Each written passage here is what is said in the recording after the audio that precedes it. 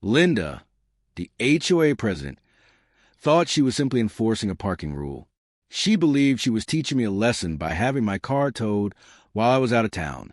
But she made one critical mistake. She didn't call a licensed towing company.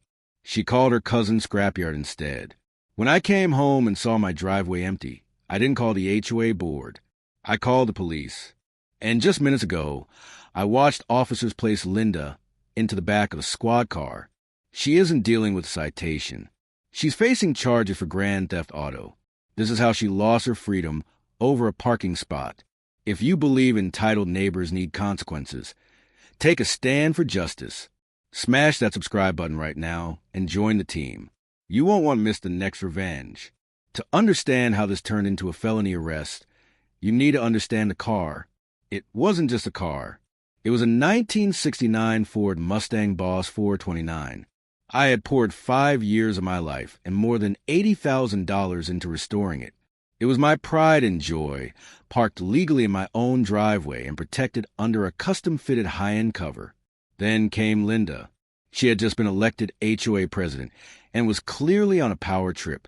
Linda despised car enthusiasts. To her, anything that wasn't a beige sedan was an eyesore. 2 days after she took office, the letters started arriving. First was a warning about unsightly vehicles. I ignored it because my car was fully covered. Next came a fine for commercial vehicle storage, which was absurd. It was a classic car, not a work truck. I attended the board meeting and shut her down. I showed the bylaws. I was fully compliant. I embarrassed her in front of the entire neighborhood, and I saw the look in her eyes. This wasn't about rules anymore. It had become personal. In the parking lot afterward, she told me, "I don't care what the bylaws say, Alex. That pile of junk is leaving my neighborhood one way or another." I should have taken that threat seriously, but I had a business trip coming up, and I assumed the cover would be enough. I was wrong. I left for Chicago on a Tuesday. By Wednesday night, my Ring doorbell sent me an alert at 11:30 p.m. I opened the app and felt my stomach drop. There was no official HOA towing truck. Our neighborhood always uses a licensed citywide company with logos, uniforms, and paperwork. Instead, I saw a rusted, unmarked flatbed backing into my driveway. And standing there in her bathrobe was Linda, directing the driver. I tried to use the camera's two-way audio. I shouted, "That's private property. Stop." Linda looked straight into the camera, smirked, and made a shushing gesture. Then the driver hooked up my Mustang. He didn't use dollies. He dragged it. I watched in horror as my vintage transmission scraped across the pavement. I immediately called the local police to report an unauthorized tow. But the dispatcher said something that changed everything. "Sir, we have no record of a tow or repossession at your address. Legal tows must be reported within 1 hour. No one is called." That's when it clicked. This wasn't a tow. Linda hadn't called a contracted company because they would have refused. She had gone completely off the books. She had handed my 6-figure car to a stranger in the middle of the night. Legally speaking, she didn't tow it.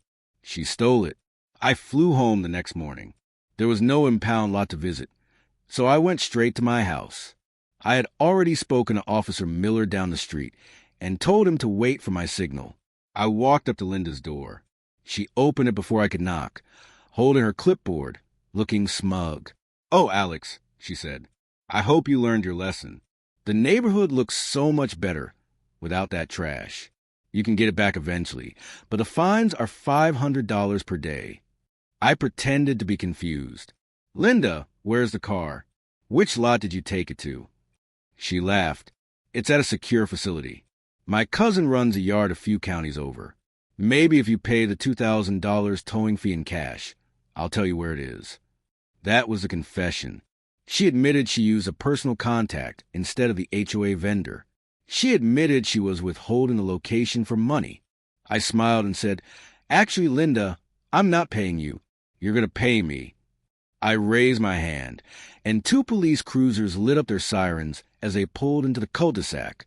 Linda went pale and dropped her clipboard. She stammered, You called the police on me for doing my job?" Officer Miller stepped out. and didn't mention bylaws once. He asked one question. "Ma'am, do you have a signed work order from a licensed operator and proof of notification to the police department?" Linda tried to scream about her authority as president, but Officer Miller calmly explained the law. Using an unlicensed operator, failing to report the removal, and transporting a vehicle across county lines to a private scrapyard is not towing. That is grand theft auto.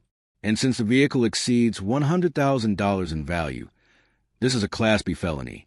The color drained from her face. As they turned her around and cuffed her, she started crying, blaming the driver and calling a mistake. It didn't matter. The neighbors were outside watching. The HOA queen was shoved into a squad car like a criminal.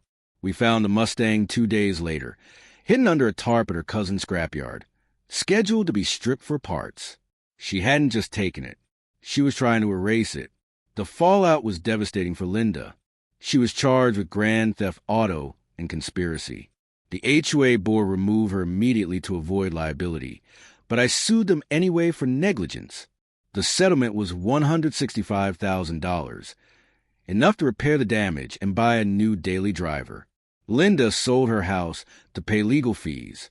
Last I heard, she's living in an apartment complex, one where she'll never run anything again. She wanted to clean up the neighborhood, and she did. It's a much nicer place now that she's gone.